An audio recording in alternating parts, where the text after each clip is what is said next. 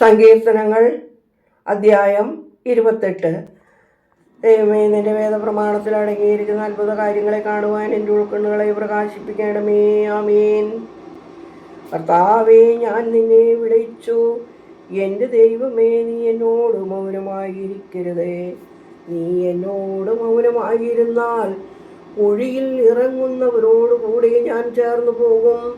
ഞാൻ നിന്നെ നോക്കി നിലവിളിക്കുമ്പോഴും ഞാൻ എൻ്റെ കൈകൾ നിന്റെ വിശുദ്ധ ആലയത്തിലേക്ക് ഉയർത്തുമ്പോഴും എൻ്റെ അപേക്ഷയുടെ ശബ്ദം കേൾക്കണമേ. ദുഷ്ടന്മാരോടും അകൃത്യം ചെയ്യുന്നവരോടും കൂടി എന്നെ ഗണിക്കരുതേ. എന്തെന്നാൽ അവർ തങ്ങളുടെ കൂട്ടുകാരോട് സമാധാനം സംസാരിക്കുന്നു. അവരുടെ ഹൃദയത്തിലോ ദുഷ്ടതയും അവരുടെ ക്രിയകൾക്കനുസൃതമായും അവരുടെ തിന്മയ്ക്കൊത്തതുപോലെ എന്നീ അവരോട് പ്രതികാരം ചെയ്യണമേ. അവർ കർത്താവിൻ്റെ ക്രിയകളെയും തൻ്റെ കൈവേലയെയും തിരിച്ചറിയായക കൊണ്ട് താൻ അവരെ മറിച്ചിടും, അവരെ പണിയുകയില്ല.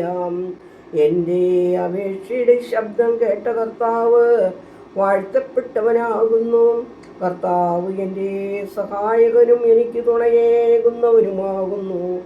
എൻ്റെ ഹൃദയം തന്നിൽ ആശ്രയിച്ചതുകൊണ്ട് എൻ്റെ ജഡം പുഷ്ടിയുള്ളതായി. ഞാൻ കീർത്തനങ്ങളോടുകൂടെ തന്നെ സ്തോത്രം ചെയ്യും. കർത്താവ് തൻ്റെ ജനത്തിൻ്റെ ബലവും തൻ്റെ അഭിഷിക്തൻ്റെ സഹായകനും രക്ഷകനുമാകുന്നു. നീ നിന്റെ ജനത്തെ രക്ഷിച്ച് നിന്റെ അവകാശത്തെ അനുഗ്രഹിക്കണമേ. എന്നേക്കും നീ അവരെ മേയിച്ച് ഭരിക്കുകയും ചെയ്യണമേ. ദൈവമേ, സ്തുതി നിനക്ക് യോഗ്യമാകുന്നു. പാർക്കുമോർ.